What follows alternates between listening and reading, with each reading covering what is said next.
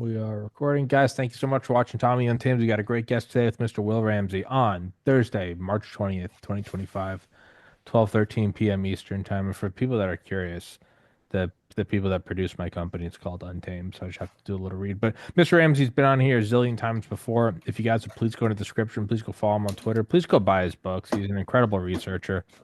He came on a month ago, a month and a half ago, and we talked about the Knights of Malta. And today we're going to talk about the Pilgrim Society. Another thing where, I mean, you could almost copy and paste the intro I gave last time, where I said it's something I loosely know about in terms of like, the whole milieu of, basically secretive or extra nation state or supra nation state power.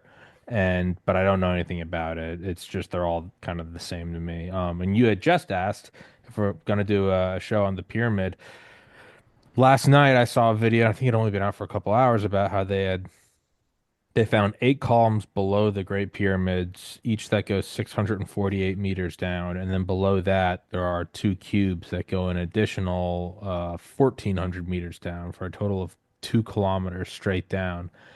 I love that. That's like inject that into my veins. And you had just asked, am I going to do a show on it? This morning I woke up and I sent it to some of my friends who love that shit too. And one of them was like, yeah, I'll hold my breath.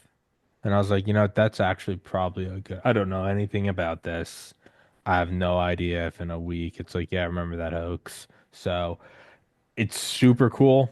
It's like sci-fi movie cool, but it's probably, I mean, we can always do an episode and speculate wildly, but it's probably a better idea to just wait a minute. So that's my answer to you, Mr. Will Ramsey. Tommy, good to be with you again. Thanks for the invite. Yes, sir. And really enjoyed our last show on the Knights of Malta. Still learning stuff about them and the Pilgrim Society Yeah, as well. it's the best compliment I can give you is I actually listened to our episode. I never listened to my show. Well, one, because I did it, I already know what it's about, and two, I just don't like listening to me run my mouth. I actually listened to our show. That's how Nice. much I enjoyed it. So that's like the highest compliment I can give you. Um, but yeah, just take it away. What is the Pilgrim Society? It's a very influential group of people in the Anglo American. They talk about the kind of Anglo American establishment. I think this is part of it. Is this kind of group that was started in 1902, and it was back when Pilgrims maybe didn't have such kind of maybe a bad name as it does today. Being called a Pilgrims has a tinge of negativity to it, but I think back then it was a positive thing, and the group is its influence really comes from the royal family, and the current kind of patron of the Pilgrim Society is King Charles III, and formerly is Queen Elizabeth, his mother, but it has just this roster of incredible figures that are so important to 20th century history. And it kind of overlaps with the Knights of Malta. This is a public organization. You can go to their website. You can see they don't really divulge their members like the Knights of Malta, but you can kind of see some of the heads and some of the people who are running the operation or running the Pilgrim Society. But it is really something else. And when you consider just these names that are involved in that are known names of members, the Dulles brothers, Luce, Joseph Kennedy, Harriman, these other Sandra Day O'Connor, Kissinger, Mellon, Rockefeller brothers, some of these other Jacob Schiff, who's a banker, and all these other people who were involved in politics and things like that. So the overlap similarities between this group and the Knights of Malta is this kind of concept I think we talked about last time, which is the public diplomacy as opposed to private. So this would be kind of private diplomacy between people who meet often, and two members automatically who become members of the Pilgrim Society are ambassadors. So the ambassador from the U.S. to the it's called St. James's Court, is always a member of the Pilgrim Society and always gives speeches. And then the opposite's the same. So the ambassador to the U.S. becomes a member of the Pilgrim Society. It's very exclusive, very elite, and they have lavish dinners at very, fancy, rich places like the Waldorf Astoria and stuff like that. But there's a lot of important members and a lot of people around today who do not divulge their membership. The membership was somebody went to one of their offices and photocopied it and put it in their library. And so somebody in London, and so somebody got these membership lists, and some of them are very interesting. Some people that you may know, Tucker Carlson is a member, but he does not. He's never publicly stated he's a member of this group. But I think he's probably obtained a lot of advantages by being networked with a lot of these people. I think that he's kind of like an old kind of Eastern WASP family, comes from those kind of people. So that's one person we know of today. But all the others, obviously, King Charles III, very much involved in this whole sustainability, population control, or population murder, or whatever you want to call it. But like as he is his, and you see these other members. I have a pretty ornate slideshow containing a lot of pictures of these guys, and a lot of these landed gentry from the aristocracy of Britain are involved in there. And the epicenter is the city of London, right? So this kind of city within a city in London, much like the Vatican or Washington, D.C., is really this epicenter of this group and the people who are in the group. And it's kind of goes vaunt, this kind of notion of the city of London as having this banking power. You have to remember that the start of this group was really at the apex of the British Empire before World War One. So back then, and I'm old enough to kind of remember the Bank of England, who all are members of the Pilgrim Society, by the way. Bank of England had a lot more financial power than it does today. So after the two world wars, England and the empire receded or declined pretty rapidly. Actually, they were exhausted, and the U.S. took its place. But this is really an interesting group because it's an influential group of very influential people, and you kind of see this kind of carrying on this kind of the members carried on this tradition of, I think, in the British Empire from the U.S. perspective. So the post World War II meddling in affairs, global affairs, much like Albion, as England was known, or perfidious Albion was doing back in the day, all over the world. I mean, the famous line is, "The sun never set on the British Empire," which really they owned a quarter of the landmass of the world. And they're still meddling around. They're involved. They've always had some kind of antipathy for the Russians and stuff like that, and they're meddling in this this really a World War III, undeclared World War III that's happening right now. But I think that it's important. Like, this is a group that, even though it's you can hear about it, its activities are very important. So from 1902, they were involved in a lot of border disputes of Canada. So there's Canadian membership and English American membership. There were issues regarding the Panama Canal that were discussed in this group and associated, which is interesting because the Panama Canal is back in the news today under Trump. There were issues about the Spanish-American War, if you remember that, like there were fights in Cuba that involved Roosevelt, Teddy Roosevelt, and things like that. These were also members. So these were things where probably still to this day, they're discussing current events, current issues, and resolving without kind of the public's involvement or people who were part of any public diplomatic groups like the Secretary of State or things like that. So I think it's an interesting, and it actually, if you take the kind of follow back the Pilgrim Society to the city of London, it has this kind of similarity going all the way back, because the Temple Church, which is the core church that some of these guys are involved with, is modeled on the Holy Sepulchre in Jerusalem. And it's kind of interesting because you see that Knights of Malta go back to Jerusalem as well. So this church, of which the Pilgrim Society springs out of the center of London, is a core element of this kind of Pilgrim Society nexus of power. Yeah, it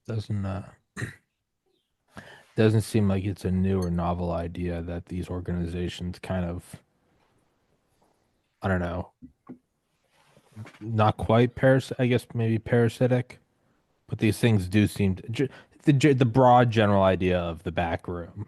It seems to not be new and not ever going away. And it's not always, I know for me, it's like I look at a lot of this stuff and I'm like, yeah, people aren't walking around in cloaks anymore. And it's like, it doesn't need to be. You can have iPhones and like self-driving cars. These organizations still, it's a pattern.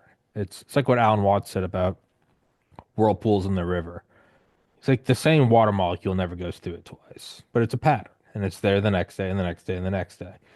That's what these things kind of seem like, patterns that swell up on the sides of the scaffolding of society that we see, your state legislatures and your federal and your but these things always just sort of almost look they're like little eddies that come off the side. And by by virtue of the fact that they keep it secret, tells you that they know it's probably not it wouldn't be signed off on if everyone knew about it. So what is interesting is what they do volunteer. So they do show us that they exist.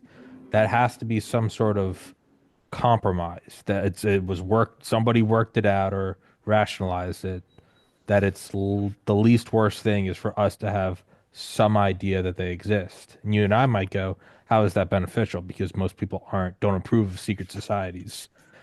Somewhere in the compromise, they know that it is better for us to know a little bit than nothing, which is an interesting idea.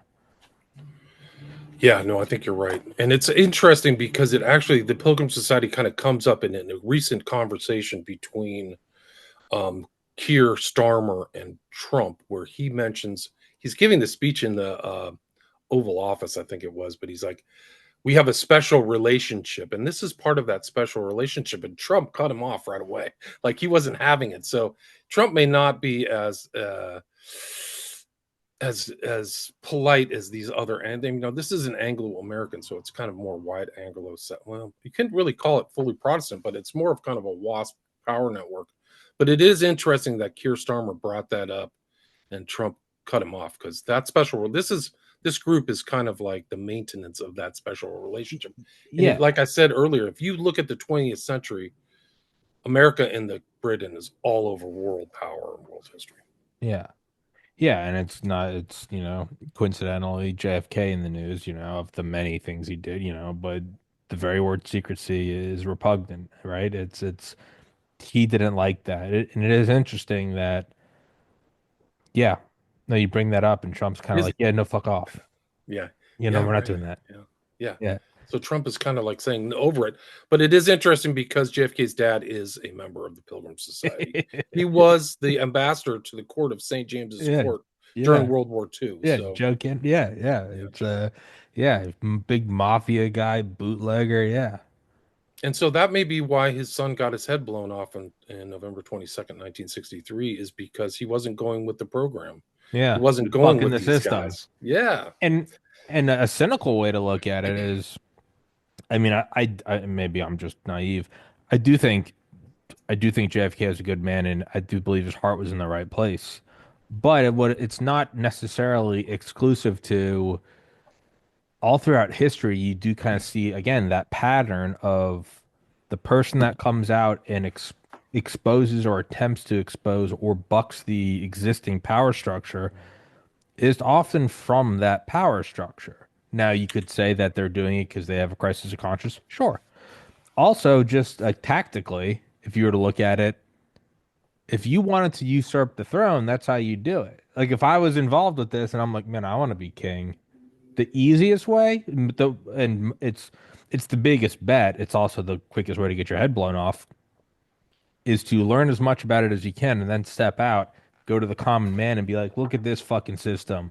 I'm going to relieve you of it. And whether or not my intentions are pure, the end result is it's a new power. Now I get to be king. And what do you think I'm going to do? Of course I'm going to set up a secret society. So a cynical way of looking at it is like JFK was just a new node of power sort of bucking the system. Yeah, I Could think could have so. been that he truly believed in a more equitable world. I hope he did. It's what a beautiful thing. It makes me think of Far Cry 4, the video game. You're in India and you're helping them overthrow like the dictator. And it doesn't matter who you help. There's two different guerrilla factions and there's two different endings to the game. Both people that eventually end up winning, they take the throne and it does like a time lapse and then they make all their own death squads. They make all Wow. their own temples. Right. And at the end of it, you're like, what was it all for? And it did start with like, we want to be free. And very quickly, the power just corrupts, and you go, what was it all for? And then it's actually the main character, the original bad guy, Pagan Ming. He gives you a speech right before you kill him, and he's like, "What do you think is going to happen?" And it's like, "Well, they're going to overthrow the power and give it back to the people." And he's like, "That's a very noble thought. What do you think is going to happen?" And sure enough, the new freedom fighters just become the new dictators. So I don't know, and it could very well be like that's all that Trump is. That's all that Trump and Elon are. It's and Right. I hope and pray that they're doing it for the right reasons. It could very well just be that this is a coup. Sorry, I won't keep derailing you. You're right. You're right, though. But it is like, how much have they really changed? I mean, they're paring back the government. Obviously, there's Yeah. massive corruption. Hundreds of billions, if not trillions, of dollars are The missing. Like quickest we've way been to totally usurp the looted. throne is be like, look Yeah. how evil these fuckers are. Yeah. Right. They are evil. I Yeah. mean, the Biden, the Biden administration. It's like everything about like the descriptive words are fake because Yeah. you can't really call Biden. Somebody else is running the show. Yeah. Like it's either Obama or Obama's crew or whatever. Yeah. But that administration was rotten to the core. I mean, holy smokes.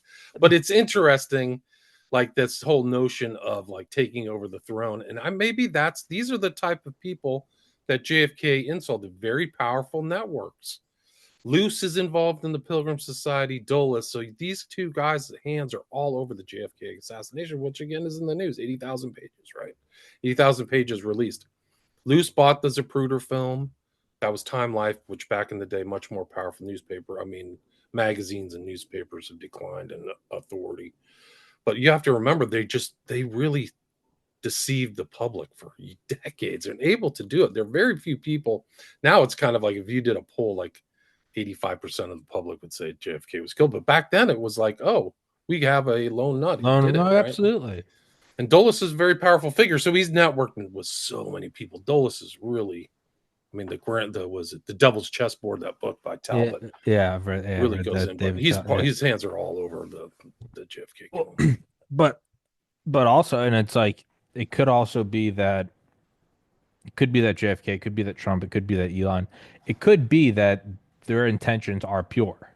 They really do look at this and go, "This is a satanic system," and we're it might be that that's how these things happen, and then but then it's just back to the old whirlpool. Well, they eventually get old and die, and then there's a new power structure. Who does a power structure attract? It attracts people that want power, and then me and my buddy Clay, Clay's special forces guy and an author, we were talking that like from our point of view, it's like, so man, am I naive cheering on Trump and Elon? We eventually kind of came to the same conclusion of like, I'm not naive. I know that they're also after the global throne, but one group wants gay communism where we eat the bugs, and the other group wants space fascism. I'm like, the space fascism one kind of seems better for me. And so, in terms of just making a compromise, I'm like, listen, I'm not saying Trump and Elon are saints. They don't want to depopulate me. So, I can still grow old and have a family. Yeah, there'll be a space fascism thing. Okay. But the other one openly wants to kill me. So I'm going to the one that just like wants to kill me less. And there is kind of like a compromise in that. You're not going to overthrow you and I aren't going to overthrow the trillionaires. One group doesn't want me ground into paste yet. And I'm like, okay, that's I'll go with that one. It's it's It's an it's a, obvious choice. I mean, it's it's a an obvious there are choice for no me. solutions, there are only Yeah. trade-offs. Thomas Sowell, right? So it's yeah. But These people, like, I mean, I think that Charles III is really one of the most sinister people of the 20th century with his connections to so many people. Savile, Epstein, his brother. His brother lost. I mean, his brother, like his mommy, the queen, had to pay off Virginia Giuffre 12 million quid or 12 million pounds for that. Like, it's a huge sum. I think that was the settlement. And that was just one victim, you know. And that whole case, which ties into Dershowitz, because she sued all kinds of people, Giuffre, and obviously Ghislaine Maxwell. But it ties into this whole story because this is like the throne of England, right? This kind of seat of power. And Charles III is involved in this depopulation. There's no question about it. So maybe the fact that Trump is bucking this whole special relationship is the benefit. I would get out of NATO. I would just never give money to Ukraine. It's not an independent country. People don't get, some of these propagandized people don't get it, but it's there because the U.S. did it. This U.S. power under the quote Biden administration unquote. Of course it is. Yeah, but we're risking nuclear war literally at the end, before Trump won the election, before they could steal it. We were really at the precipice of end of human civilization in the northern hemisphere. When Russia launched the Oreshnik, that essentially the ICBM, when you saw those MIRVs coming straight down, had never been fired in warfare before. Even tests of MIRVs, which are the multiple independent reentry vehicles, those were all classified up until like the early 2000s. When I saw that video of those things, and it wasn't a missile coming in over the horizon straight down, meaning it was from orbit, I looked at that and immediately thought, like, do I need to leave? Like, all my extended family lives up in the mountains. I was thinking, I was like, it's like 11 p.m. I was like, that's never. I was like a Cold War geek. You know, everyone's like, oh, Russia's busting out the new tech, and then you have like the Slavic Ukrainian retards who are like, there's no bobs on it. I was just looking at that. I'm like, that has never happened in warfare. I was legitimately thinking, like, do I need to like get my gun, fuel up, and leave? It was an insane escalation that we kind of just sidestepped, and we're all like, all right. It's like that was the second Cuban Missile Crisis. Sure was, but it just happened very quickly. Instead of 13 days, it happened over the course of like hours. But apparently, they warned NORAD beforehand so that we wouldn't start launching. Like, that's an insane thing that happened that we're all just insane gambit. Like, it's like they're gambling with all of human life. That's how insane the Biden administration was. Like, out of their freaking minds. Like, total, lunacy beyond. There should have been a commission. There should be arrests of all these people. I don't know what the heck Trump administration's doing. These are overt criminals, like war criminals, murderers. They filled the cemeteries of millions of people in the Eastern Europe, and nobody said they're sorry. By the way, that's like the true sign of demonic sociopathy or whatever. Is like, wow, guys, sorry we took us all the way almost to getting your whole cities and civilization annihilated in your family. We're just moving on. You know, the cockroaches ran under the freaking refrigerator and they're still there. That's what's really should scare everybody. The cockroaches are still under the fridge. Yeah, we're all going, man, that was crazy. Remember how many cockroaches there are? It's like, they're right over there. Yeah. Like, get the flamethrower. Yeah. No, send them to El Salvador and put them in that big jail or whatever. People don't understand. The society of America, I would say this over, the whole society cannot survive these people. They are anti-civilization. They're cosmically malevolent. I'm not kidding. No, they are ticks they're not latched onto your skin. They're on like your aorta. And it's like, dude, you have got to get that thing off. It's just sitting there. Like, yeah, that guy Bukele had this whole, was it Salvatrucha 13? He had to save the whole civilization. They had to put like 50 or 100,000 people in jails. But I do think to find the silver lining in this stuff is like, you don't ever want to get that close to society collapsing or just being outright nuked. But if you do get that close and manage to pull back, you are actually so much stronger. It's like getting really sick and having crazy antibodies. And it's like, if you don't die, you preferably you wouldn't get, contract Ebola. If you somehow survive Ebola, man, your immune system is like chrome plated until you die. Let's hope so, because the American public has no idea generally about the enormity of the situation. They don't get it. We are in World War III. It's still happening. Mm-hmm. The U.S. invaded Russian territory. Mm-hmm. The Kursk invasion is backed by the U.S. It's not a proxy war. That's another baloney lie. They are fighting, but the real power comes from the United States. It doesn't come from NATO. It doesn't come from Europe. Yeah. All that funds and everything like that is U.S. Yeah, the Russians know it. Yeah, they're never going to get over it. Yeah, they're going to view us like they viewed the Nazis justly. Like the American public is in a kind of a Truman Show bubble. They have no clue. And I mean, we can get a whole nother show about USAID and all that. I mean, the the almost like you marvel at the sophistication and total Oh, it's control of the American media. It's like, incredible. wow. It's pure evil, but you can't Yeah. help but give them a slow clap. You're like, they You are have to marvel at it. fucking. Yeah. They are fucking good. They've been doing it for decades. Like, Well, oh yeah, man, they've no, gotten away under the system. And I mean, the whole the NGOs funneling money to family members. It's not just Pelosi or Biden. It's all of them. Like the default is they're all funneling money through family members to some baloney NGO or foundation that doesn't do any work. yeah. I would say again, the silver lining though is Trump couldn't do what he's doing if I think we talked about this last time. If it was just 2020 and he just won a second term, Yeah. it shit had to be so balls to the wall, in your face, you know, no southern border, just every month 100 zillion to Ukraine, outright blocking of FEMA help to people in North Carolina, trying to blow Trump's head off, the censorship, the vaccine mandates. I think you needed all of that in order to get the kind of routing out we're getting now. And I'm still holding praise because I if Trump and Elon don't do it now, it's over It's after. over. The It's whole it's civilization's over. yeah, America's over. yeah, in 2020 everyone was saying you got to cross the Rubicon. Now we're in the Rubicon. You got to keep going.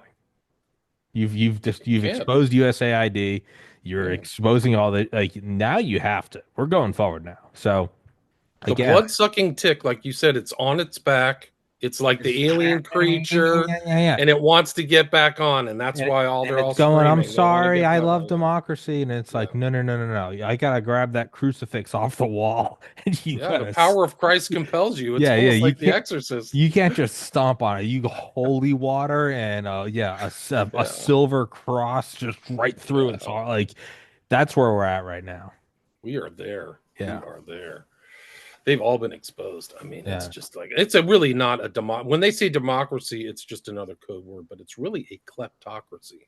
yeah. It is a bold, in your face stealing of the future. There was a meme, I think it came down like it was a good one. I think it was from the Babylon Bee, but a group of masked invaders steals trillions from your grandchildren.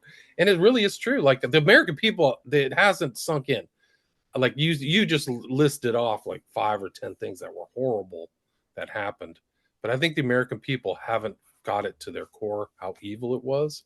Once they do, the whole society will change. Like Mm, they will have to have arrest, and I don't know if Bondi is the right person for the job. They need to get no. somebody from like military who's prosecuted real criminals and get them in there because these are blood sucking criminals. Schumer and McDowell, like it's both parties, guys. You Like this can't, whole, this yeah, whole, like, oh, the Republicans are bad. Oh, no, they're both suck. They're both yeah. terrible. No, Get I a don't want grip on to. reality. I don't want to see any. I demanded the files on my desktop. No, roll up with a fucking tactical team in a motorcade of armored trucks and kick down the fucking door. Absolutely, Well, I've absolutely. demanded it by this time tomorrow because I'm a girl boss. It's not the time for that. No, no. It is not the time. I want General Patton. I want old blood. By the glory of God, we will grease the treads of our tanks with their blood and guts. Like Yeah, I you want need that guy Ulysses right S. now. Grant. Like, okay, You you march to want to the have a sea. war? Like, okay, you're the right Fucking guy. yeah, Yeah, you want to yeah. get Sherman back, get him over Sherman, his let's nervous breakdown, and send him back out there. yeah, fuck it, burn Atlanta for Kill good everything measure. I don't all the way. care. Like Yeah. yeah, And it that's ended. right. I mean, Yeah, some people don't know the Civil War, like, but like the early generals for Lincoln were a they're joke. all Like, pussies. yeah, and then he gave it to Ulysses S. Grant, like, hey, We you're had a in the bunch of presidency. generals who were all waiting for like the pearls, like McClellan. It was like everything has to Hooker, be right, Hooker and was one, like all just no, joke generals. go, red light, Yeah, go. yeah, Like yeah. I completely keep derailing. I'm sorry. Pilgrim Society.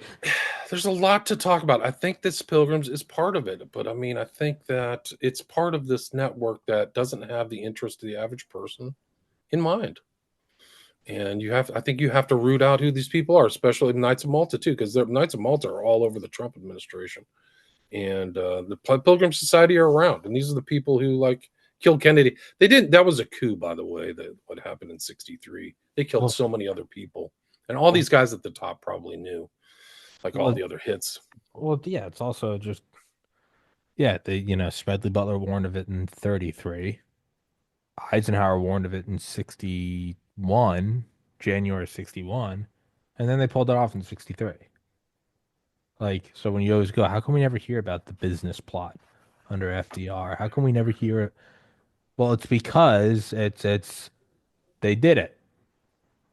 They pulled it off. There's a reason you don't hear about those other ones because they pulled it off. Right. It's how come we don't see the two failed attempts to break into the bank vault? Well, because they finally did break in and then they broke into the security tape room and destroyed all the tapes. So you don't see the first two. Like, Yeah, no, it's incredible, man. It's incredible the kind of stuff that's happened in the U.S. I mean, I think that the public school system is compromised by a lot of these types of guys too. So it goes back to skull and bones and these elites and not telling you the truth and distracting and propaganda. It's really bad. But I uh, think this is important to know because I think Charles III is pulling the strings. I think the royal family is the kind of head, the kind of Milner Society, the Round Table type stuff. These are the ones who have an interest in this Pilgrim Society. I haven't made a direct tie to the Milner Group, but somebody else told me that. I got to go back and look. But these are the kind of guys, that are looking at long term strategic power structure. th that's the concept that always kind of has always tied a pretzel in my mind is you had the very people that go after these, not go after, I mean, to take down, but to join. The very people that go into these societies, or it's the whole, it's all the buzzword, right? It's they're psychopaths. They have no empathy. They want power. They like power over people. Blah blah blah. The huge narcissists. They all do these things, which are just like the antithesis of all that is good and beautiful. It's just the antithesis of like raising a family and doing the right thing and holding the. It's comically evil. It's like you can do that or you can go dress in a cloak and stab babies, whatever they do. And then though, there's a there's a there's a flip where they work in these societies for these long-term goals that extend far beyond their own death. And it turns into this almost like it's almost funny how it's like the wholesome Illuminati member. It's like, well, listen, I won't see the great Satan rise, but maybe my great grandkids will. And it's just like, but that aren't those traits not present in them? So these weird, it's not immediate power. There are, sure, you get the penthouse, you get the whores and the yacht, they get all that. But a lot of these things, it's like they've been working at this for 200 years. That implies selflessness. That implies like, you know, a society grows great when old men plant trees whose shade they know they won't sit under. So you have all these Illuminati members that are like, listen, if we put in the work now, maybe my great great grandkids will be able to eat babies with impunity. And you're just kind of like, what? Which then really starts to make me believe in like, oh, they're doing it for their god, which is Satan. They're going, I'm doing this for the Dark Lord. I don't care if I don't see it, which is just beyond evil. They're like, I don't even care if I get the gold-plated Bentley. I just want to see a global dictatorship. I mean, I don't even Right. It's fuck that scary. matters. I mean, that's the way they think. I mean, Crowley, for as a good example, like he didn't think the birth of the Age of Horus would be in his time, but he was thinking about aeonic change, much like Hitler actually wanted aeonic change. The Third Reich only lasted 12 years, but they were thinking on long-term goals, and No, they wanted that's the 1,000 year. They kind of wanted all scary. the Anna Nerba Society. They were planning on like excavating every like archaeological site in the world to find ancient Aryan like I don't know like magical runes and shit. Spear of Longinus and all this Yeah, other yeah, crap. yeah. Yeah. No, it's all real, man. I mean, Hitler was thinking on long term. So was Crowley. Crowley was wanted to basically upend, maybe just like the communist or whatever, upend society and just into what he thought it was his idea, which is feudalism, and today we call it neo-feudalism. But I think these guys are part of that whole thing. Like the Pilgrim Society is. I mean, this is a inbred. Well, I guess not inbred as much, but the royal family is, basically believes in feudalism. Has a view like that. It's hard to believe, but that's their outlook. We're all peasants. Or the slave shall serve. The very fact that they have all these long-term goals, it begs the question of, do they not believe they're evil? Do they truly think that they're the tough dad making the tough choice and you hate them now, but one day you'll think, do they think that's who they are? I It's a good don't, question. you know, they're almost indistinguishable, like a power hungry psychopath or someone that truly believes they know what's best. And in 500 years, my name will be vindicated. But like right now, you're going to hate me, but this is what has to happen. Maybe you truly believe that fucking the ocean's rising and climate change, and you're like, I gotta kill half the people in the world, Yeah, and you'll hate me. I don't think the elite really No, believes they that. don't believe it. But I'm They just don't. as an They know it's example. baloney. Maybe Yeah. you truly believe it. I don't. But then it's the whole, yeah, for the greater good. That's what I always stop myself whenever my thought process goes to, well, you know what? I don't care. It's for the greater good. That's where I always go, no, because that always ends up with just everybody dead. Yeah, I think they're wound up. I think that these young, like King Charles III, George Bush Jr., I think that they go through this kind of private school system, at least we call it that in the States. They are around other elites. And if they don't back out of it, maybe like JFK did, who was probably, part of this whole thing, they don't back out of it. They're meant to perpetuate this thing, just like you said. We're building it. We're the best. I've put you through the best schools, and I mean, a lot of George Bush's early life is it's an intel legend. Yeah, George Bush, it's fake, and it is a great. They never give him credit for how good of an actor he is. He is brilliant. yeah, Nobody gives him credit. All the head scratching and dumb words that he puts out, and the Texas accent, it's brilliant. It yeah. fooled That's how you would do it. 99 out of 100 people get fooled by that. Oh, George W. Bush is a dumb. He's a genius. I have to give him credit for pulling off what he did. I mean, it's an evil thing, much like what Charles III did. But I think, like getting back to your point, I think that these elite people are wound up. The school systems, even like Churchill, who for some reason he's lauded as a hero.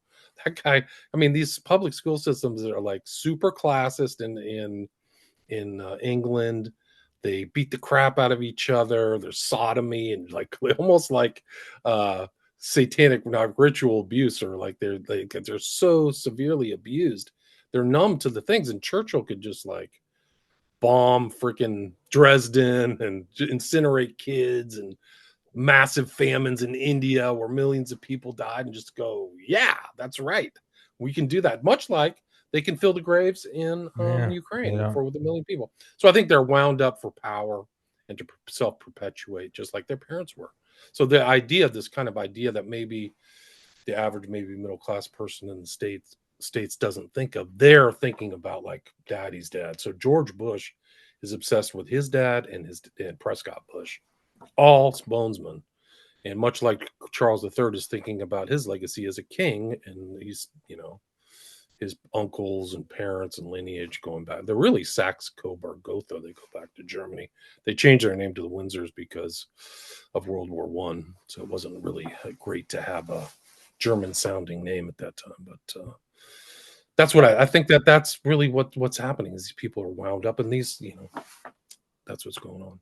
Doesn't it almost make sense though that this is how it manifests? Like if you ran the Earth simulation a million, let's just assume it gets to Homo sapiens. If you ran the Homo sapiens simulation a million times from like agricultural revolution, if you just kept hitting copy paste and running it, wouldn't like 99 out of 100 times, I'm not even talking about how it ends. It would, does it get through like the nuclear bottleneck, whatever. Doesn't it seem like this is how it would go? Like all the power would accumulate, like this is how it would, this is like what would happen. Like I don't know. like a beaker, like it does eventually come to an equilibrium. It almost seems like the equilibrium is, yeah, all this power, it goes up, it flows upwards, and then that's where it is, and it protects itself. That it almost seems like this is where it goes. It's just might makes right. A bunch of narcissism, probably a lot of, we are the masters of the universe, and they're all reinforcing each other, and they're not even that wrong. They're like, well, we're all the heads of our industry. Like, are we not the best? I wonder though, does it eventually, is it almost a cocoon?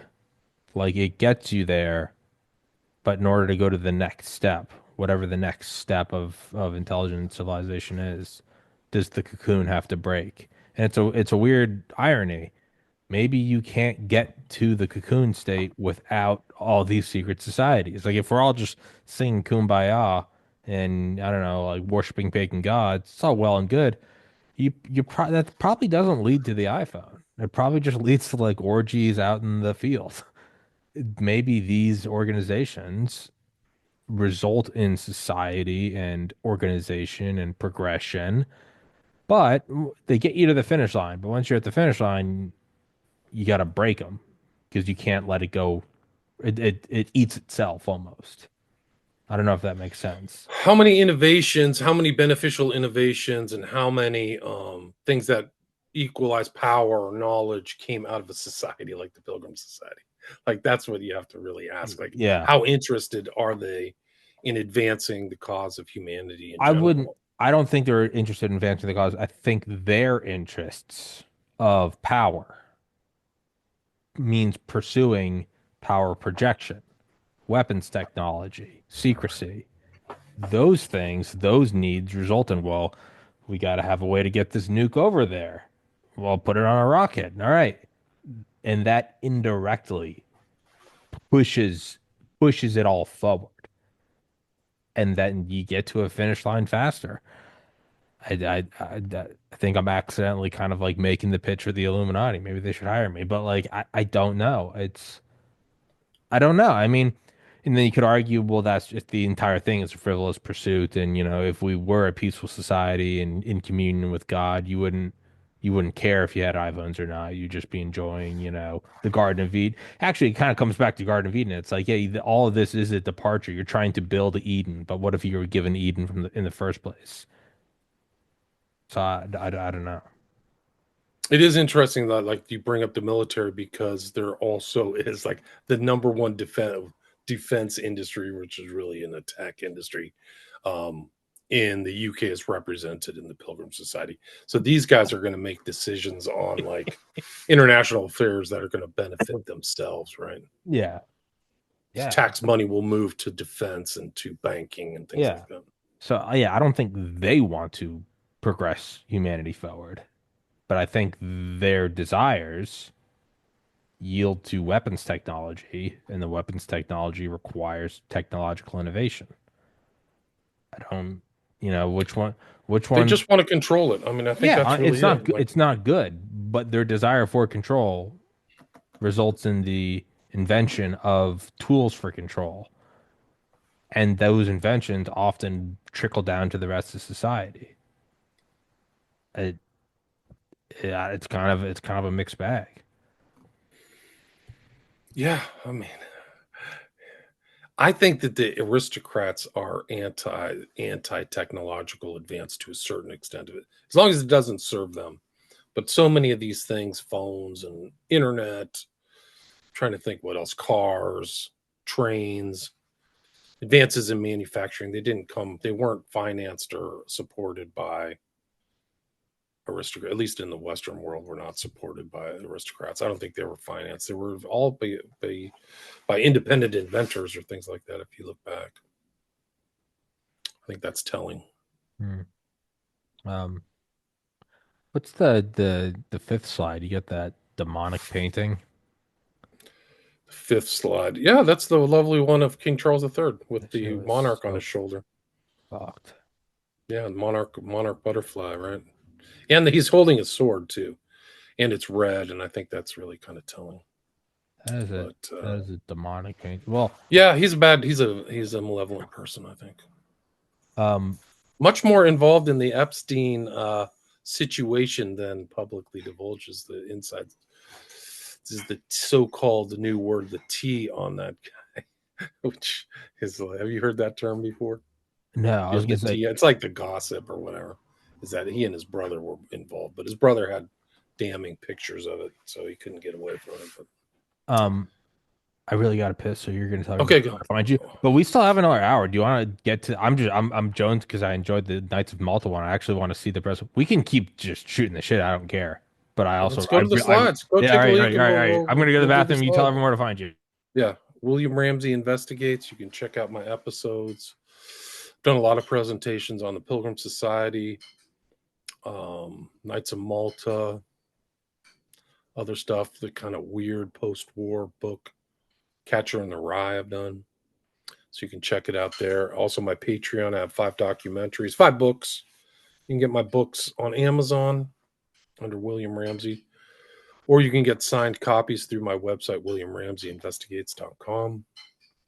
And yeah, I've just been busy. I put out a bunch of new episodes. I'm trying to restream a lot of my stuff back on more favorable websites or platforms. So Rumble, Rockfin, and X Twitter. I'm on X Twitter posting pretty often. And I found it a good place to actually listen to and watch videos because there's not as many ads. YouTube is a disaster. They'll actually roll ads on YouTube that don't stop unless you actually manually click it. And so that's something else.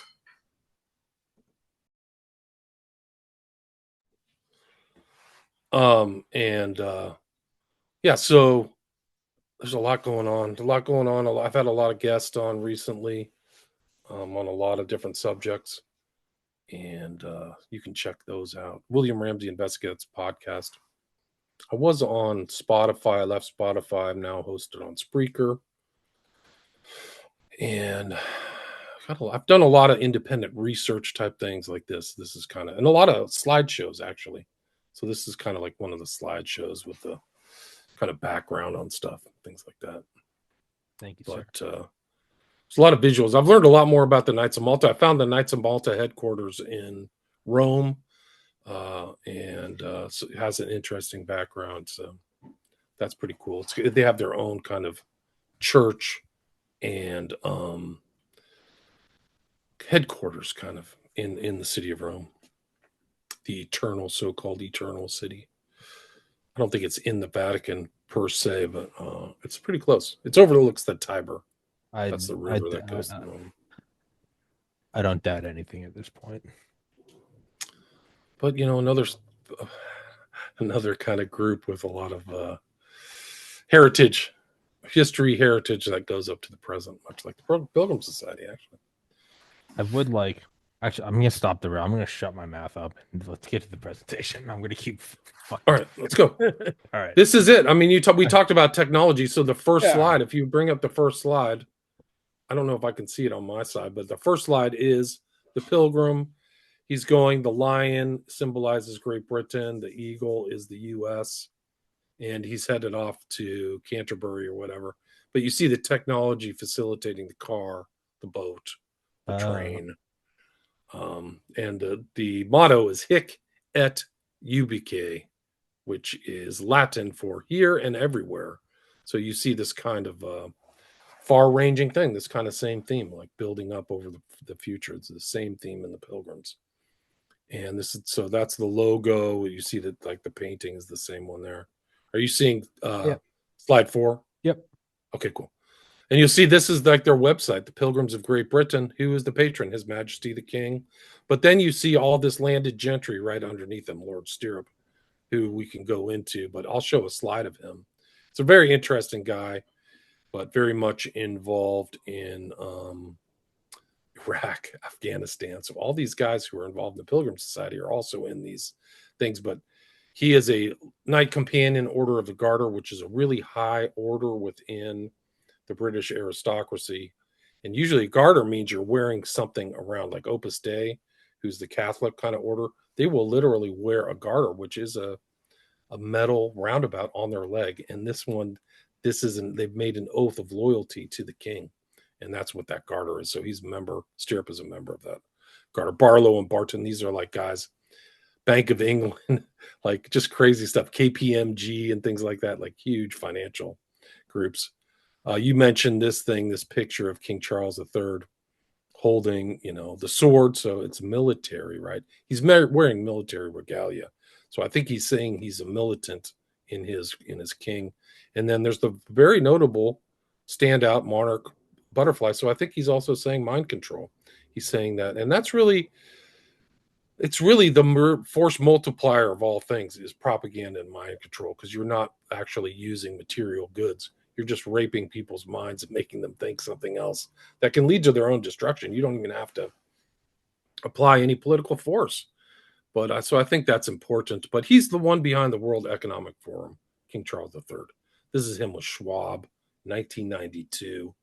This is him in the king, his king regalia, holding the world in his hands, purple, like Star of India, this all stuff. This is when I think it was done. But he also, this is the same kind of color. If you notice, the king of the Great Reset, King Charles III, is wearing that same color of his painting, right? Pretty interesting. So I think that's all intentional. So, but this is the Great Reset, sustainable markets and stuff. He announced, this is kind of his announce, the Great Reset's been started June 3rd, 2020. Pretty interesting considering what happened globally at the same time, right? And he's also a member of the Magic Circle, right? So he's in there. It's pretty interesting that he's a member. This is kind of a secret group. It actually ties into Eyes Wide Shut, because at the end of Eyes Wide Shut, which has all these themes of secret societies, child rape, sex magic, all that stuff, there is the same symbol is in there. So I think Kubrick and all these other people, it's all heraldry symbols throughout the whole film. So I think he's showing what the aristocrats are up to, and then he subsequently died. But this was the Magic Circle, Streets of Cairo. It was Lord Mountbatten, who was a known pederast. He liked boys, he liked teen boys. That was kind of his thing. When he was blown up by the IRA after off the coast of Ireland, he was with like 3 teenage boys or something kind of creepy. But this was Lord Mountbatten was Charles III's mentor. Like, he looked up to him. It was Lord Mountbatten who persuaded his nephew, King Charles III, to apply for membership of the society, and it was Depass who provided the cups and balls. So he's learning trickery and stuff like that. The age of convenience is over. That's what he's telling the subjects, right? So he's the aristocrats. And then the coronation of King Charles, you'll see this here on May 2023. I can't believe it's been almost 2 years. Abbey of Westminster, the heraldry that's very important to these guys, and the Green Man. So he's literally like the Green Man, and we'll see this later. So this is not Christian. This is kind of paganism. And here's King Charles with, that's Robert Maxwell, right? So that's a notorious figure. Here he is with Kissinger. Here he is with another, like Biden. I don't know which Biden that is. One of the interesting things about Charles that he did is he prorogued. So basically, he made decisions above and beyond Parliament. And I think that was an expression of his latent power, really, over the House of Lords and Commons.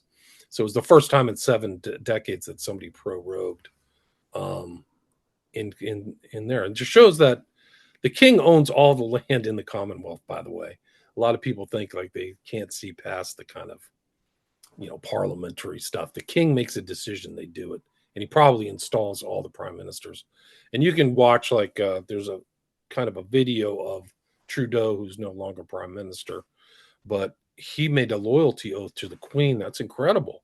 Like, he basically was just massively obedient to her through this loyalty oath before he took power. This is from Secrets Unspeaks, but it's interesting. There's a video of Queen Elizabeth II fully in Druid regalia, and so that's something we could watch. But it was interesting when the king got coronated, the head of the Pilgrim Society. The women wore white, which is very different. This was supposedly in conformance with more of a Druid ceremony than a Christian ceremony. And there he is with Camilla.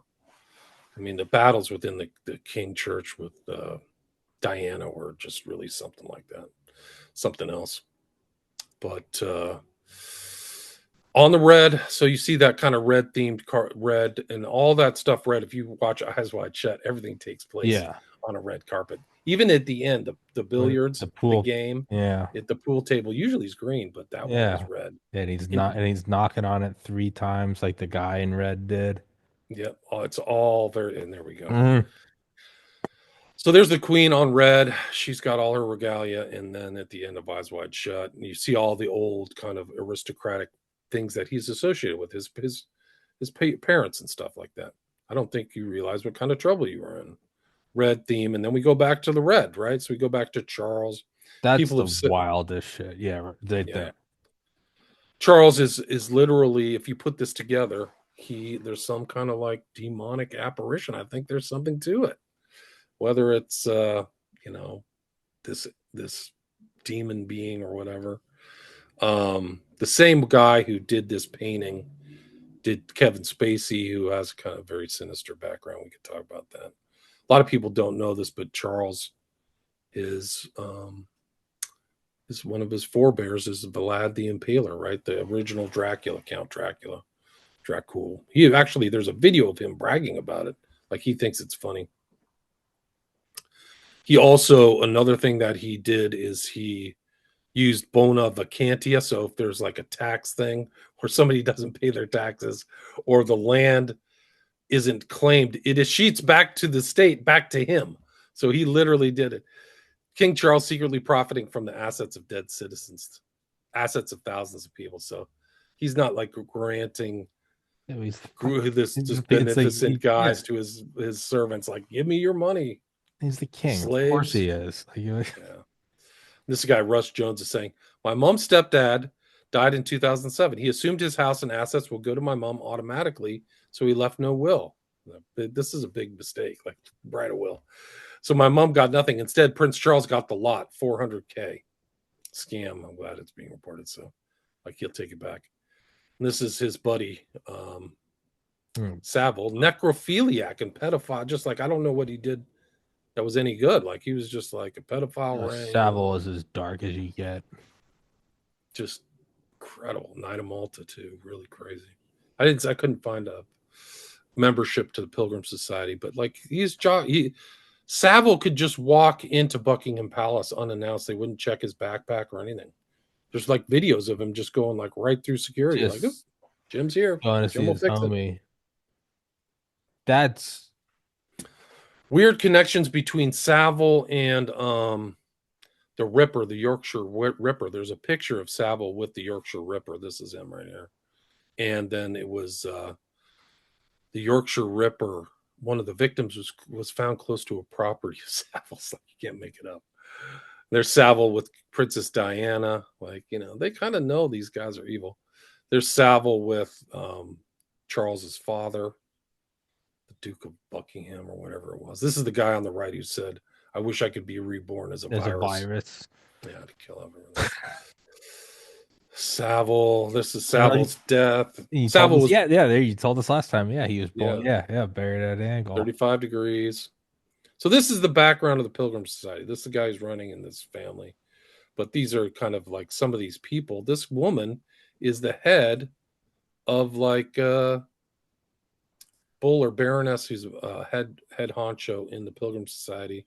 She's the head of all these different organizations, U.S. intelligence, MI5. She saw a rise. She was there for the terrorist bombing 7/7, required a coordinated response. 7/7 is very dicey, by the way. Yeah, that was there. Was that 2002? I'm looking it up.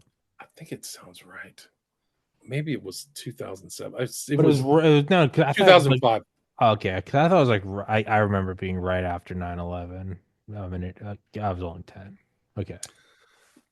Yeah, there's a lot of problems with that story too. Yeah, those guys were hapless. Dicey. The so-called terrorists went off to, I think, a place called Pelican Bay, and then they got shot by the government. Yeah, so it seemed like it was like a shitty Hey, super Britain got shady. attacked too. Come on in. We're going Yeah, to Iraq. Hey, they got yeah, something too. It's yeah, yeah. No, it's just and sloppy. the sophistication of the bombs was not something that a little rookie would do. Like they were super high powered. Yeah, it's like There the was, I mean, the whole Bush administration and stuff. yeah It's not just 9/11. There's all kinds of shady stuff that went everything. on. I mean, yeah, it's again, it just the implications are just so It's daunting another show. around Like I've done a show on like the occult numerology. Well, not a show. I wrote an article. Maybe I should repost around it. 9/11. All the weird numerology of all these weird events. 7/7. Like Yeah, yeah, Netanyahu yeah. I was mean, in London for the London bombings. I don't know wow. if you know that. So like he saw that happen, and then 10/7 happens, and who does it benefit? Yeah, Netanyahu, right? yeah. I This mean, whole it's like, that's a whole nother show. He's lying. They're lying to everybody, and the black propagandists in the U.S. are lying to the American people about it. Hamas is this is on the record. You could see Ron Paul saying Israel created Hamas. Like he's in Congress saying, like telling people like 10, 15 years. Guy tells the truth all the time, and nobody listens to him. He's like, the Israeli government and Israel created Hamas as a counterbalance to the uh-huh. PLO. They don't like the PLO. Hamas, interestingly, has the same doctrines as the hardliners of Israel, which is no two-state solution. Wow, what a thought. Anyway, it's a side.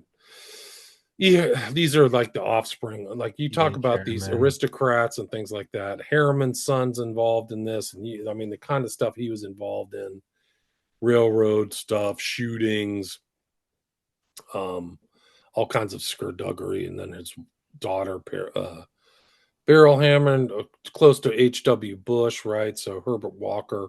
These are all kind of ties into the American aristocracy. That was what I was trying to put together with this slideshow, is to show this whole notion that the U.S. doesn't have an aristocracy is patently false and deceptive.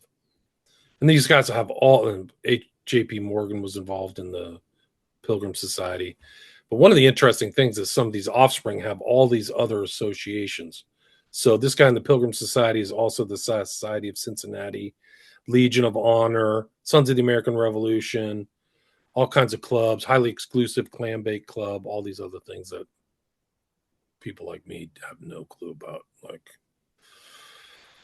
I'm kind of like the Groucho Marx. I have the Groucho Marx kind of doctrine or axiom, which is I would never be a part of a club that would allow me in as a member. That's a fair point. That's funny. It's a funny question. There's a video of him saying that too.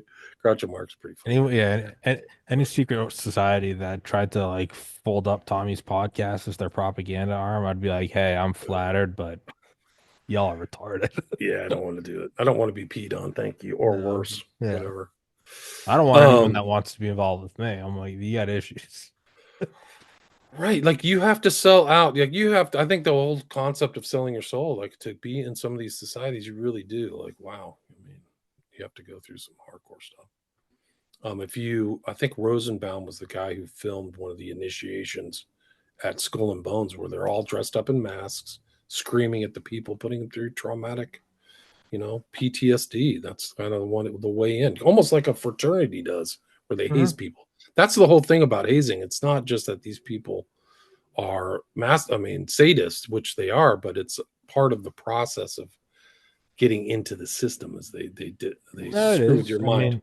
It is. I mean, I pledged up a fraternity in South Georgia. I mean, listen, there is logic behind it. It's Yeah, retarded. I mean, but man, you can take people and bond them together. I'm still closer to those guys who I haven't seen in 15 years. I'm still closer to them than friends from like high school and middle school. There is something too. that's why they do it. Yeah, it's a striking an iron. You add heat and pressure, and then you can change it. And then once it cools, the change is there forever.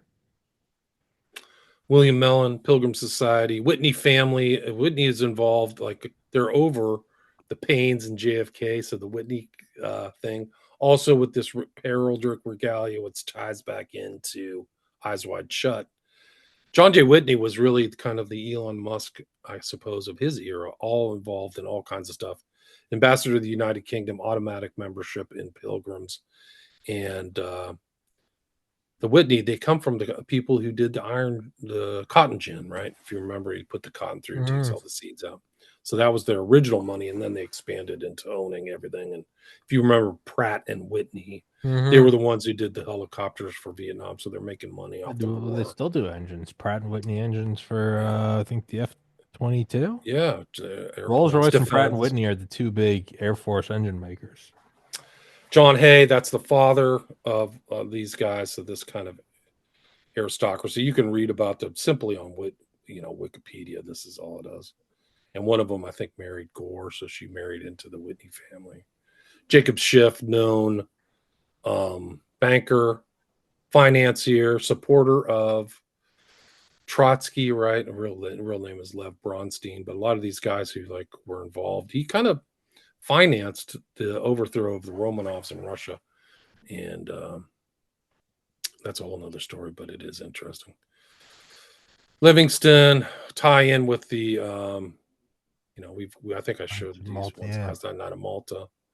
Social register, a lot of people don't know this, but all these families on the Pilgrim Society are involved in this kind of social register. So they're like, sons of people on the Mayflower and all this stuff. This is the Order of the Garter, loyalty to the King, and Windsor Castle in 1906, right around the time of Pilgrim Society. Just this is like the stuff that goes on in there, and heraldry. So I kind of went into this heraldry type stuff, but then Order of Garter, encircle their discussion with the Garter. You're allowed, so the heraldry, they have all kinds of rules of what you're allowed to put on. Like for people who don't have this, it's kind of ridiculous, but they have their own like little rules and stuff like that. But this was the former prime minister, Put on what I mean, like their heraldry regalia, things, got like it. yeah, like You can't wear that so you can't do badge, this, you got can it. do this, so this is yours. You're able to put this, and you can go back to the king and see his heraldry on this, and it's just like super ornate, you know. So that's King Charles's. But like some of these guys are all Pilgrim Society. This is John Major, and this is kind of his heraldry.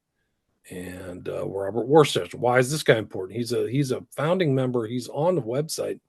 This is an American who is also British, but he's also involved in opinion research and doing polls. So this is kind of like the propaganda Robert, arm. And he's Worcester. from Kansas City, Missouri, but he has his Knight of the British Empire. They have all these little Robert, acronyms for their stuff.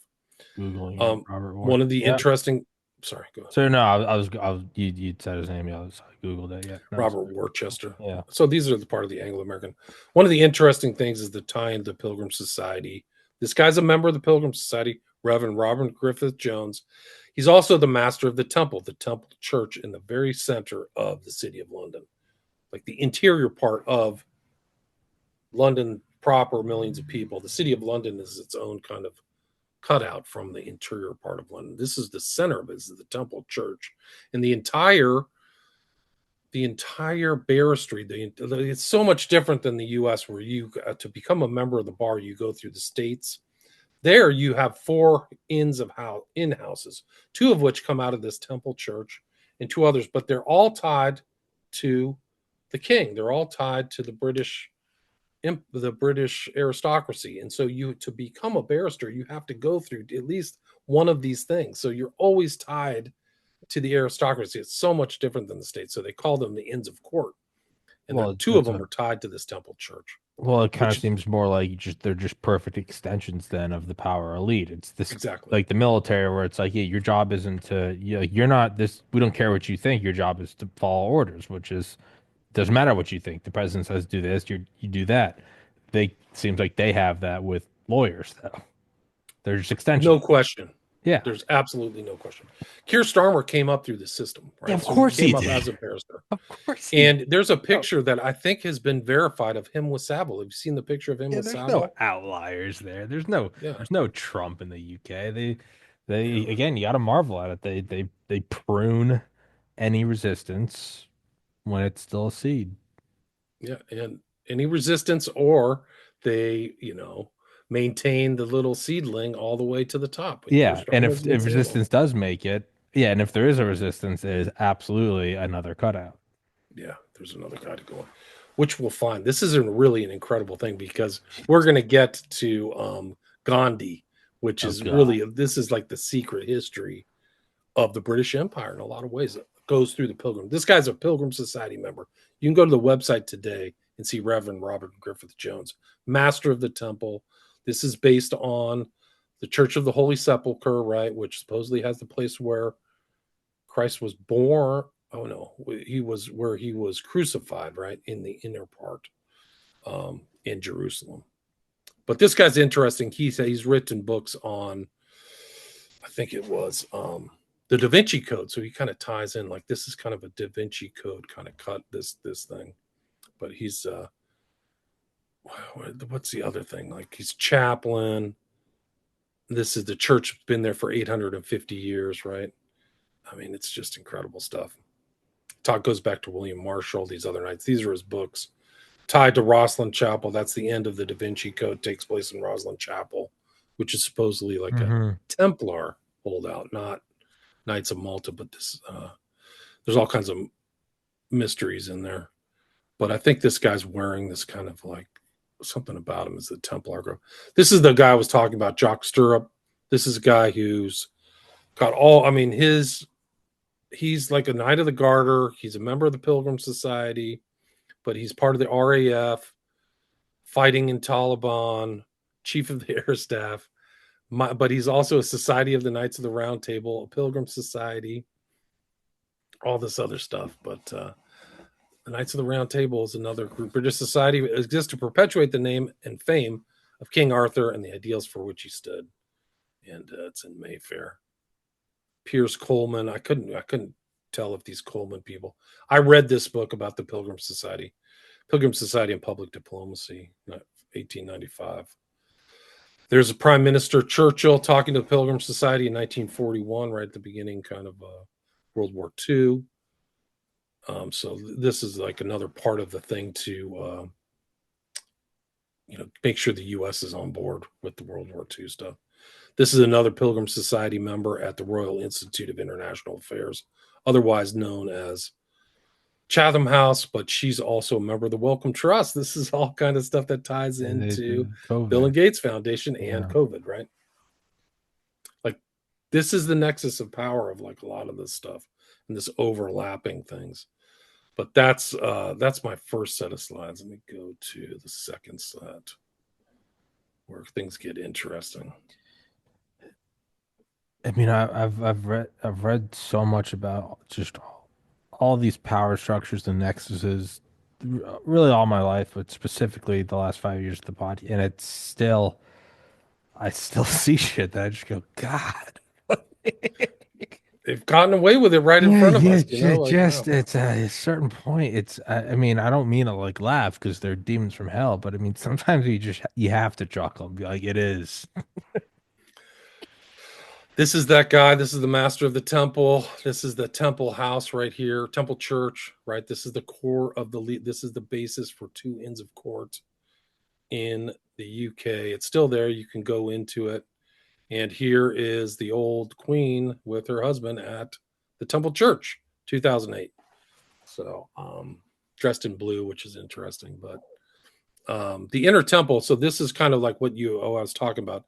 The inner temple is the notion that this church is part of the association, Inns of Court, exclusive right to call students to practice law at the Bar of England and Wales. So this is kind of there. So you can see this inner temple connected to the temple church.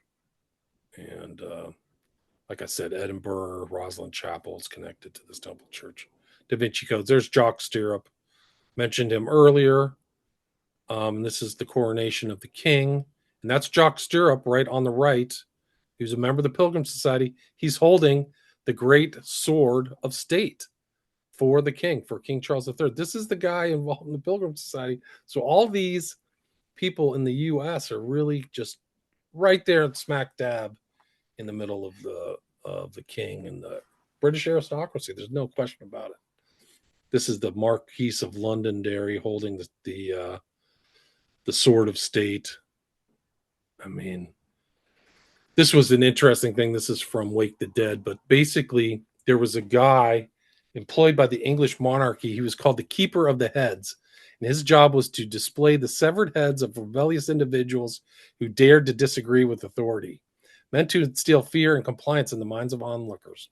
So this whole notion of like Jesus. nipping him at the bud Yeah. is real. They literally, Literal yeah, nip at fucking the butt of the brain that's causing problems. Keeper of the Heads, and the really brutal stuff. Like if you listen to like, I think Wallace was the guy who was the rebel Scott guy.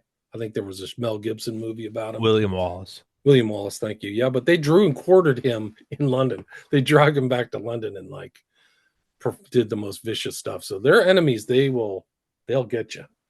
This is John Major. I mentioned him earlier, but he's making the sign of secret knowledge. This is all intentional, right? He's making that secret hand sign. I have the secret knowledge right to your face, which he does have the secret knowledge. Arthur Conan Doyle, Pilgrim Society member, also Order of St. John. So overlapping memberships, right? So that's St. John is the Knights of Malta, by the way.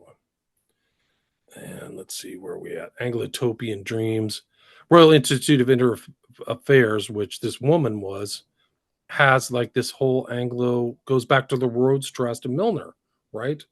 So this is from Anglo-Utopian Dreams, this paper that I read. But the secret society, that was 1891, so 10 years earlier, these people flopped over to the Chatham House, which this woman who's involved in the Wellcome Trust, which I showed earlier, is a part of. So you see the Rhodes Society, Milner, Chatham House, and Pilgrims together, right? That's the point of this page. That's why I'm showing this.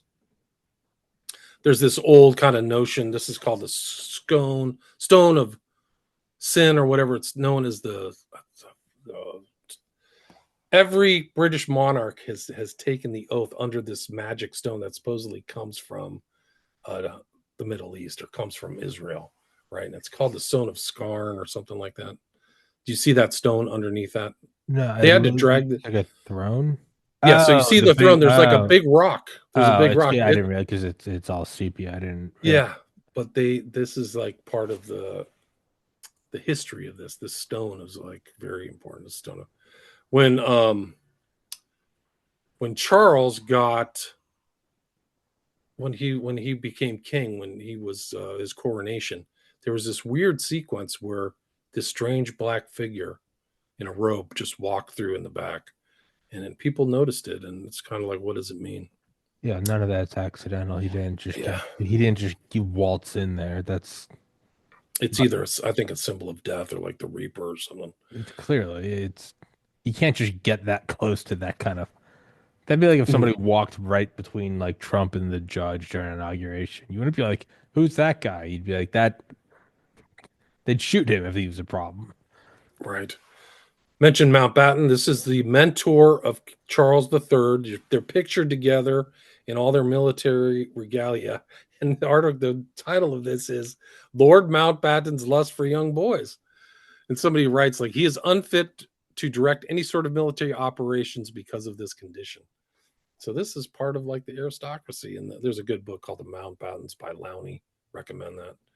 Chatham House, just mentioned that woman was part of it. Chatham House is the Royal Institute of International Affairs. They almost made this bimbo like she was on their website. This is their almost president. One of the interesting things about Chatham House is who's their patron. His Majesty King Charles III serves as patron of the institute, providing the benefit and formal support through a royal charter, though he has no official governance. He's not officially governing, he just patronizes. He's just the patron and pays for everything. So, like, you literally can see Charles over the Milner Rhodes Society and all these people. This is a nexus thing, like people who become Rhodes scholars and stuff like that. It's part of the whole Pilgrims centralization stuff. It's really incredible. And this is her. This is her again, man. You can go to the website, the Chatham House. Guess who Mark Carney is? He was on Chatham House. Does that name sound familiar to you? Carney? That's the new Prime Minister of Canada. Oh. That's him right there. So you see this woman's Pilgrim Society connected to Rhodes, connected to Milner, connected to Royal Institute of Inter Affairs. So is he. He gets promoted. I don't even think they elected him. He's literally been the prime minister of Canada. It's incredible. I made this slideshow last year, by the way. So you can see, like, this is like ties into how important this society is. They literally made, there's John Major. I just mentioned him earlier too, the former thing. So these guys are all in some kind of stable. Crazy. Baroness Manningham Buller, Pilgrim Society, chair of the Welcomes Trust Board of Governors 2015 to 2021. What happened in 2020? What happened in 2021? Overlaps with all this stuff. There's Charles at the member of the Magic Circle. This is all symbolic. These are all the signs of the zodiac, by the way, behind them. And so this is what it looks like in there. They have the two towers or the two pillars, right? Just like Boaz and Jachin. So you see the occultism, like this is blatant occult. I know the occult. Close up of the Magic Circle logo. We'll see this later. This is actually their doors to a place. There's Charles III is the Green Man. This is the invisible enemy. It just shows all of these kind of nexus points. It's from Josephine Cashman. How the British invented communism, and the overlapping kind of crazy stuff. She had some, I don't really have to. The interesting thing is that Charles III is involved in this Terra Carta, so it's a play on the Magna Carta. So this is like his kind of pagan view. This is not a Christian guy, by the way. I've never seen him do it. But this is by the Prince of Wales. This is by King Charles III for nature, people, and planet. This is the sustainability, sustainable stuff. Somebody did a repetition analysis, the stuff he repeats: global, private, humankind, future, but killbox over humanity. Yeah. Like the COVID killbox pandemic was a military status campaign. I watched the Catherine Rod. I've seen her presentation on that. Charles designs Healing Garden. Prince hopes to ease Britain's rift by using sacred geometry and symbolism at Chelsea Flower Show. So he's into sacred geometry and symbolism. This is like the COVID-19. This is from the WEF.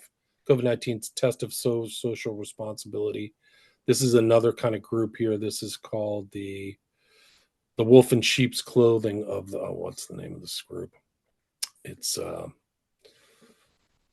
totally blanking. It's another secret society, but they kind of believe in slow growth over time. But you can see them hammering the world. Like they literally have enough stuff. I mean, I think some of these other prime ministers are part of this group. Interesting overlay between pictures of Obama, who has royal blood, and Charles. But these are the Pilgrim membership lists that were divulged in London.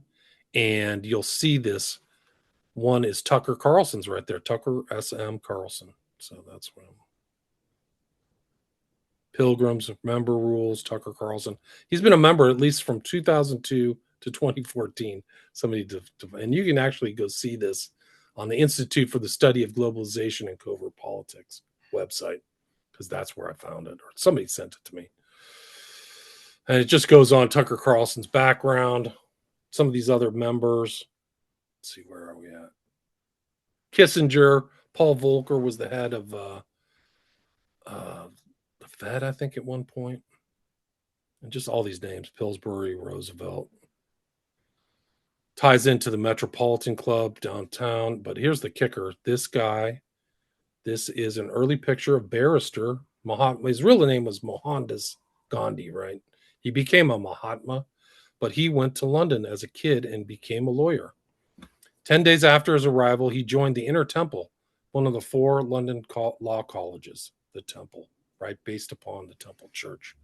So that's really an incredible thing when you consider that he was the one who became the helm of India when the Great Britain handed it back to independence for, I think it was 1947 or something like that.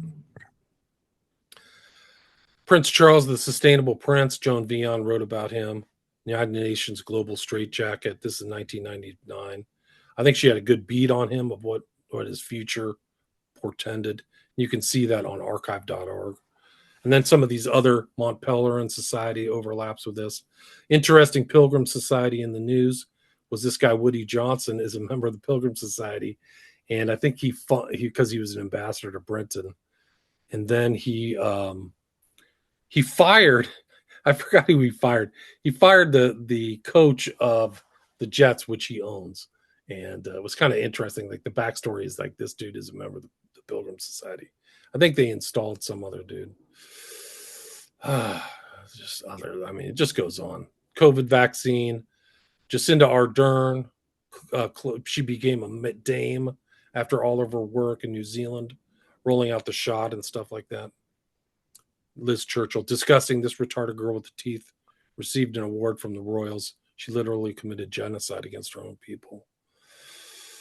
Haddleskog, another BA Systems is the big defense industry. Yeah, So it's yeah, like the yeah. ties to the Pilgrims is the BAE Systems. This is the other defense element.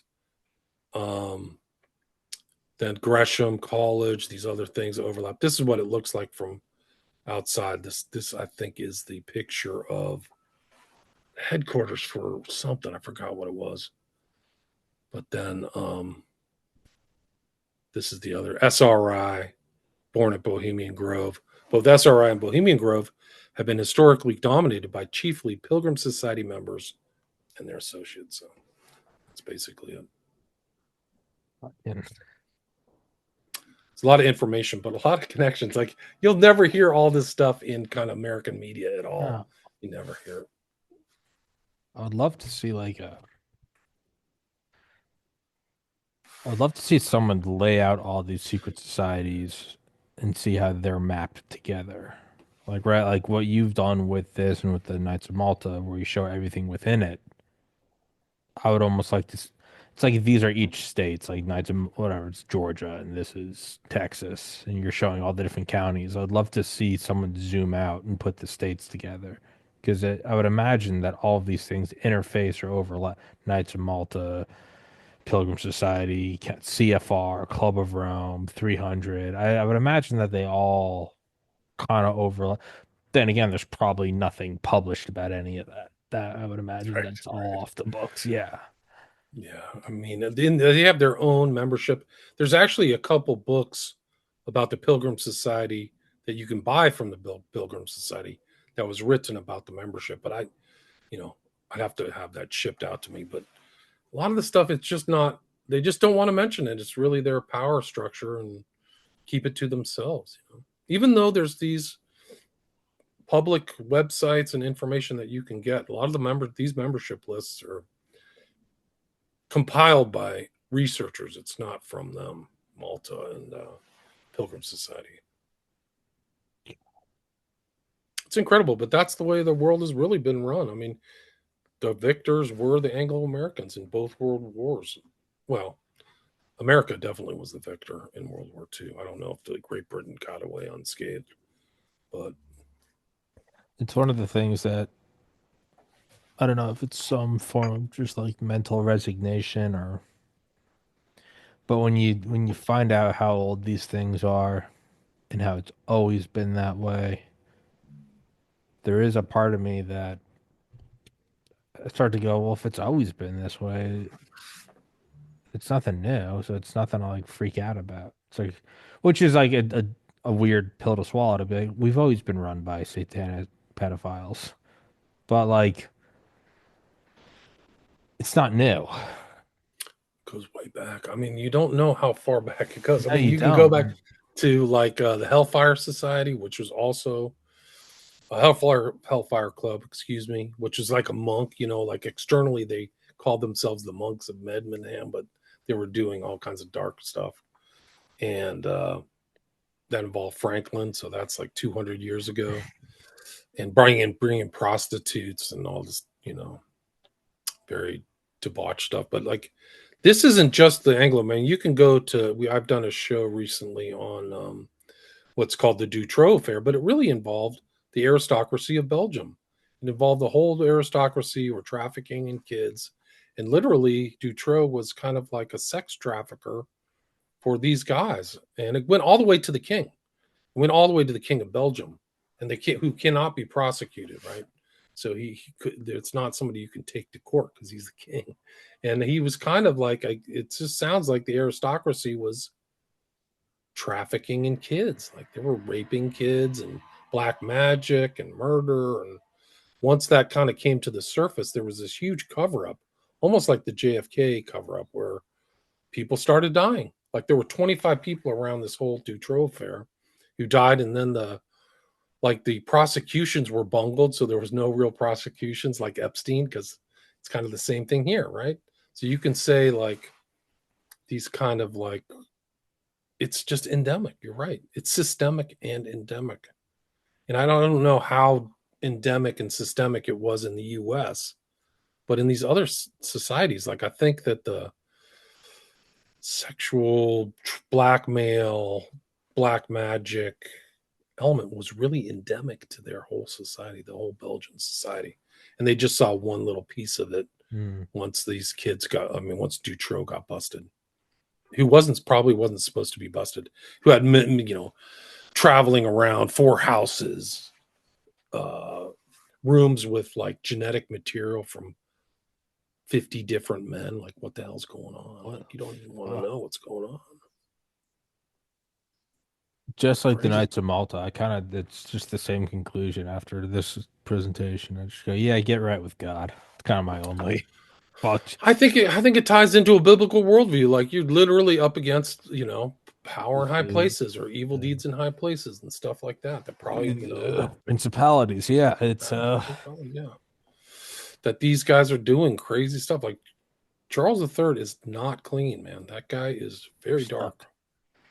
It's very, very dark. And he's the one he can exercise power. I mean, it's amazing that I put this, well, to me, that I put this slideshow together with this guy Carney, who I didn't know at the time, who literally just got installed yeah, as the PM of yeah. Canada. That's yeah. Like this is from last year. Where is that?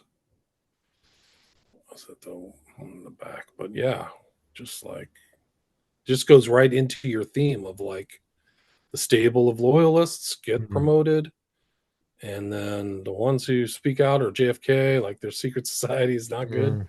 You get your head blown off. Like I mean, I've heard people talk about that. Like JFK was not very healthy. He had to take No, drugs, and I think yeah, he his was on back was all messed steroids. up. Yeah, And so they could have just poisoned him in the White House or done something, but I think they intentionally wanted to get him in public and no, blow that his was a head off. lesson. Head Yeah, off, yeah, a brutal bullet, not even like to the heart, to the head, gory, and that's what they wanted to do to Trump.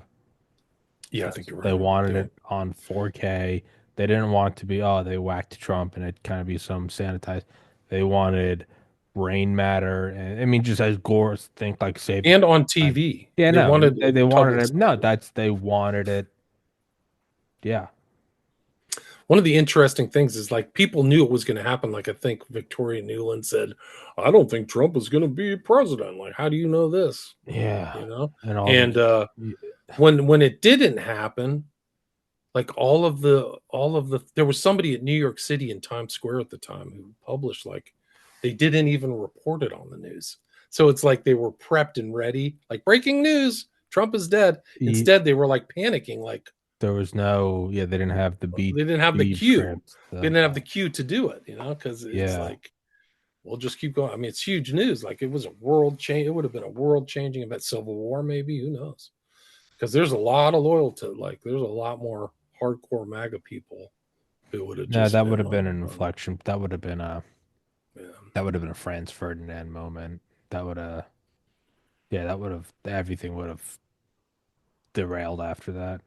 yeah. I mean, I think like one of the interesting things, like I think I don't know if I mentioned this to you, but when Trump went to the memorial for Carter, I think I mentioned that in the last one, and I showed the Star of Jerusalem, the Cross of Jerusalem. Did I show Yeah, that to you? yeah, Yeah. yeah, yeah. But On the like floor. the thing is watching Melania cry. Like she's totally freaked out because these are all the people who plotted against Trump are right Yeah. there. Yeah, no, it's some weird thing where they all gotta appear together. Yeah, It's it's like an really incredible. odd. It's like yeah, It's it's it's it's like just a portent. It's just like filled with like it's the dread first and Spider-Man where Peter Parker and the Green Goblin. Green Goblin's Peter Parker's best friend's dad. and they both kind of know each other, or those, and they have to go have Thanksgiving together. You can tell they're both like, I'm pretty sure we just battled it out.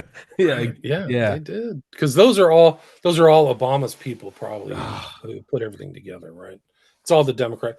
I think one guy, Scott Ritter, said you got to check out the Secret Service because they're the ones who stood down, just like on JFK, right? So Hmm. that goes back to Department of Homeland Security and Mayorkas.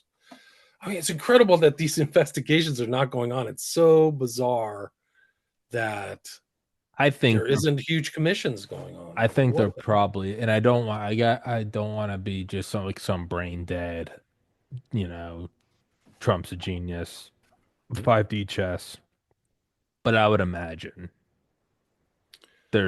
Trump's having some look. There's no You would way he hope didn't. so. You would hope Think so. about Trump doesn't take like a tweet reply night well. He doesn't. He Yeah, doesn't. I mean, look what he did to Zelensky in the Oval Office. I logic would dictate he also doesn't take a bullet going by his ear well. I think you're right. I It's think you're just right. so there's something going on behind. I would imagine, and again, I don't want to be just assume that it's all 5D chess, but I mean, just basic. I would just say extrapolate from see how he interacts on Twitter. He doesn't take punches laying down. You would have to rationally scale it up and go, okay, what would happen if you grazed him with a bullet in front of his family? Right. I would imagine there's a proportionate response going on somewhere. I would hope so. I would I imagine. would think that like when that administration came in, they should have come in with like 50,000 people in reserve for all those administrative bodies, Yeah, just FBI, wipe it, CIA, just and wipe just the whole thing. Yeah. yeah, just start brand new, get rid of everything. Do you know that the FBI, like its agents, there were 12,000 agents, but like the quote Biden administration unquote apportioned like 5,000 of those agents to track down J6ers. Yeah, there's something like 10% of, yeah. No, I think it was like 33 or 40% of the entire thing It- was yeah. apportioned to do this thing that was about the stolen election. Like it's unbelievable. Like it's a coup, man. They pulled off a coup. And you enumerated and listed all the things that happened during that time is just Which incredible. begs the question of like what is going on behind the scenes? Yeah. How did You he had how did I he saw how did he sorry, win again in November? overwhelming support, I think the whole I 50-50 parity is a propaganda. And all Yeah, the polls are propaganda too. People can't figure it's that out. probably like 90-10, and that's You're how probably it's right. it's It's yeah, all fake. yeah. Everything's fake about It's them. all fake Everything's and fake gay. about them. Yeah, everything's You fake. had Alex Craner on. One of my Yeah, favorite guys I listen to is yeah. Alex Craner and Glenn Deason. But you had Craner on. He said in another show, I don't know if he said it on yours, but he said coming back through the Biden administration was like walking out of a horror film inside a theater and stepping out back into the light. And I was just like, Yeah, hell yeah, that's exactly what it was like for yeah. me. Like, wow, when's this horror show going to stop, man? It's fucked. It's a great metaphor. Yeah. Um, Crainer's awesome. no, I How many love times that. have you had him on? I think he's come on once, or he just Okay. came on like last week or Right, right. whenever. I think he'd been on once or twice before over the years. I think I know at least once because I think Tom Luongo introduced he's like me and my buddy Alex, and I was like he's been on my show before. Um, I like him. He's a cool You've guy. had so many shows up. It's hard for me to remember all the shows. I was going through some of my old archives. I'm like, wow, I did that one. Yeah, I've missed like one of my shows dropped off too. Like I've had so many shows. Like, oh, I forgot to post that. Holy yeah. No, smokes! I've hit like the upper limit of like I've always had like a good memory, but I think I've hit the upper limit of like the number of like meaningful contacts you can keep isn't the number like 150 or something. And I've always been like, yeah, because I've done all these podcasts. I'm like, there's like an unlimited Rolodex in my mind. I've over the last year or two, I've started to like look back and be like, I don't even remember doing that show. Like I I'm can't. that I I'm well, if it yeah. makes you feel better, I can't remember what I said on certain shows because I've done so many shows No, that there's I like an can't do it. overflow limit where I start Yeah, going yeah. and There's I a know it's hard starting drive amount. it starts to overlap because I don't know what was a podcast, what was a video game stream, and what was a book I read, and what was a private conversation. So sometimes I'm like, I did it, and then I'm like, should I say that? Was that a private phone call? Like, I don't know. I'm like, did somebody tell me that off the record, or was that a show? And like, I'm glad you're saying that because uh, my brain yeah, is in the yeah, same kind of state at times. yeah, Like, and yeah. yeah, No, no, no. It's there's definitely a limit, and I'm a health. I don't drink. I don't smoke. I've always had a good mind. I've always, read. I'm always no, and there's no. Don't feel bad. There's an okay. upper limit. It starts to overflow where you go, yeah, dude. I have no fucking idea. Like I don't even. Have you had this guy on, Tommy? I'm like, I'd search the archive. I, Sound name sounds familiar. Dude, I've done it before. I have to pull up the notes app on my computer and Control F, and I'll be like, yeah, a Craner, and I'll be like, oh shit, yeah, no, yeah, yeah. Hey Tommy, I came on your show years ago. I'll be Sure. like, how did you get this number? They'd be like, you gave it to me, and I'll be like, when? They'll be like 2020. I'm like, dude, that was I don't, that was 1,000 episodes ago, man. I'm like What are you at now? 1700, 1800? seven. This is 1708, I think. Wow, that's really impressive, man. Dude, That's they yeah, amazing. no, they yeah. I'm impressed. There's an overflow limit. You have to maintain your archives. I've been really saving my old shows and everything and trying to archive Oh, it. I It's do. so important. I have them on like multiple hard drives. Yeah, Not good. like Good. multi. I've like several friends in different states that have literally just been like, just put this in your gun safe, and it's Yeah, just like smart. it's like an external wrapped in a Super fireproof smart. bag, and I'm just like, leave it there. And if Super it's smart. just yeah, I have like compressed versions, like 480p, like low res, and I Nice. just have them all in like, and I've just handed them out to people. I'm like, It's your legacy, dude. It's well, it's also amazing. Like yeah, you have a there's legacy. yeah, and I It's a can't. timestamp and historically important. You've had so many important guests on, holy smokes. But Yeah, like it's a timestamp for other people who will come back around. Like I did this archive of Visigoth, who sadly has passed away, Keith Hansen. But it was a timestamp of his time in the early yeah. internet and interviews and stuff. Yeah, no, and the whole thing like documents COVID as it's unrolling. So like, yeah, no, I have them everywhere just because I'm like, I don't want to ever lose this stuff. Yeah, no, Um, it's actually priceless, dude. Believe it or not. well, you can't redo them. I think You can't only read them. one time. I think it was once early on. Something fucked up with the recording, and it was just like it was like an early show. It wasn't whatever, but it was then that I realized like you couldn't because the way I do shows, right? There's no planning. It's just organic. Because of that, there's no it's not like it's not like you just read through this presentation. And if it wasn't recording, I could be like, could we do this again? And you'd come back on and read through the presentation. Because it's an actual conversation, if you lose it, there's no like, hey Will, do you think we could have that talk again? Like you can't fake the thing Right. we just did. It's you kind of remember, I'll be like, I'll act surprised that we both be Right. like, what is this? This Yeah, is because you gay. react different ways Yeah, to yeah, new you can't information redo it. too. Yeah. So because of that is why I've gone to such OCD lengths to I mean I have a giant like 1,000 pound gun safe right there just for there's no guns in it. It's for the podcast. And Wow, it's that's just cool. there's like it can like withstand like 1,000 degrees Fahrenheit for like five Awesome. hours straight or something. And it's got like yeah, it's because I'm just That's like awesome. I'm like there's no way to redo this. My next guest came in. We got to wrap this up. All right, buddy. All right. Thanks a lot for having me. It's great to be with Dude, you. I really appreciate it. dude, I love chatting with you, man. Let's do more Yeah. of these presentations. I like them. They're mind bending. For everybody I got a listening, good one. I got a good one on Catcher in the Rye. I think that'll blow your mind. shoot me I a got a text. good Shoot me a presentation. text right now, just as a Okay. reminder, and we'll Okay. schedule I'll that. send you my my slides too. I think you'll Please like it. do. All right, For buddy. everybody listening, please go in the Peace. description. Please go follow him on Twitter. Please go buy his books, Mr. Ramsey. Good catching up. Till next time, brother. Peace. Thank you so much.